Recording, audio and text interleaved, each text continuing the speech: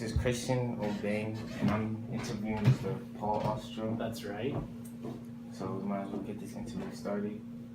So, Paul, how was it living in Teaneck back in the 1960s? Well, I've lived here since 1951, and it's changed dramatically, but it also has remained the same. The demographics have changed, but I like it because it's a pretty town.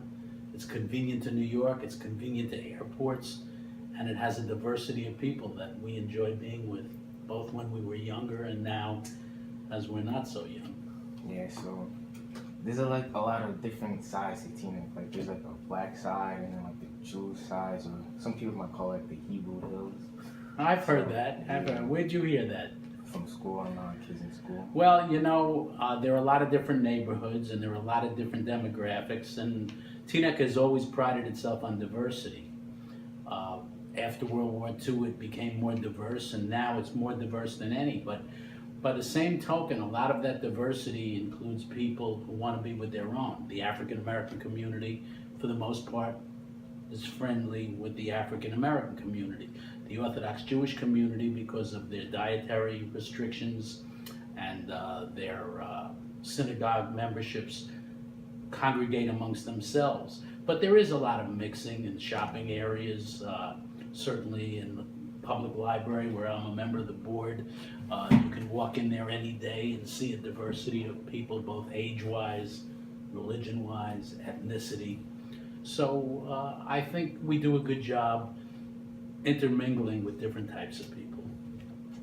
So when you were going to high school, did you see like a lot of Hispanics and like blacks start just coming in while you were Well, demographics changed. The Teaneck public schools were for the most part white and Christian through the early 1950s. But after World War II, a lot of military people moved to Teaneck who were Jewish, and they raised their children here. And my father came from the Pacific. He fought in World War II, and he settled with my mom in Teaneck back in the early 1950s, and there were more and more Jewish people.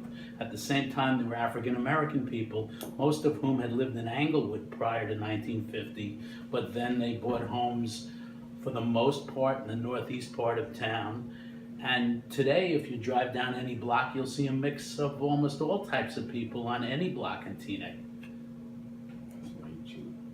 So what do you think about going up Teaneck back in the 1960s and 50s towards kids growing up in Teaneck today? You think it's either better or for worse? It's not better and it's not worse. I think the big component that you see different today is technology. You're recording me on a cell phone now, on an iPhone.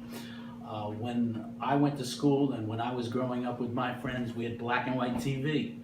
I watched the whole weekend in November of 1963 when President Kennedy got shot on a black and white TV. Well, today we have smart TVs. I used to use a dial telephone. Now we use push button and cell phones. I didn't have a microwave oven. If I wanted to cook something, there was no microwave. You put it on the stove or in the oven.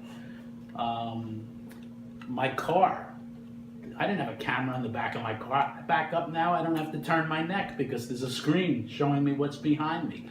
So I think growing up in Teaneck in those days was a lot simpler. We used to play and ride a bike. Today, the kids don't play the way we used to. We used to play in the middle of the street.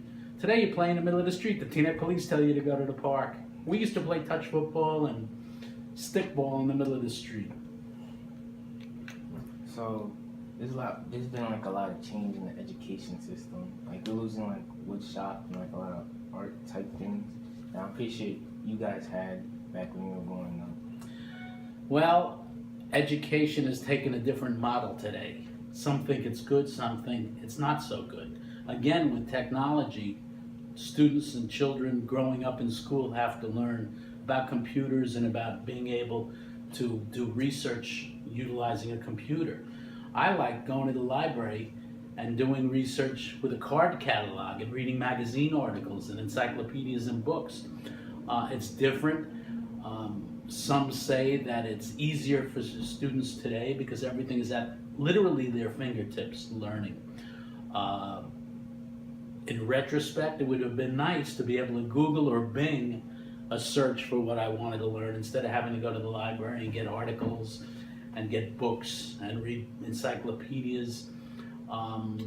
Today it's easier in some respects, but it's more of a tension for students today. They're under a lot more pressure.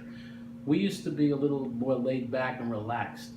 When I learned logarithm tables and multiplication and division in high school math, I used something called a slide rule.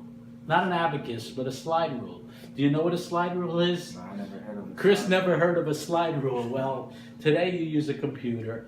A slide rule is a piece of plastic or wood where you can calculate logarithms and multiplication and division. So it was a lot different.